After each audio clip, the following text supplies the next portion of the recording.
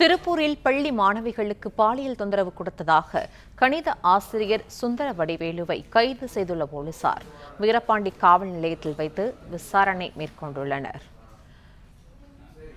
திருப்பூரில் பள்ளி கணித ஆசிரியர் சுந்தர வடிவேலு கைது செய்யப்பட்டிருக்கிறார்.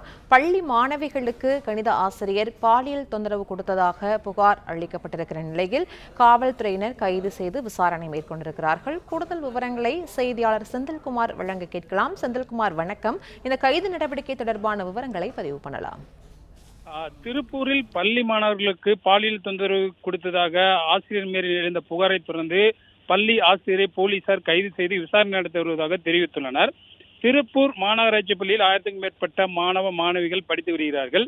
இந்நிலையில் கடந்த வாரம் ஆசிரியர் ஒருவர் 7ஆம் வகுப்பு பள்ளி மாணவர்களிடம் பாலியல் தொந்தரவு கொடுத்ததாக புகார் எழுந்தது. இதையடுத்து பள்ளி மாணவர்கள் தங்களது பெற்றோர்களிடம் புகார் அளித்தார்கள்.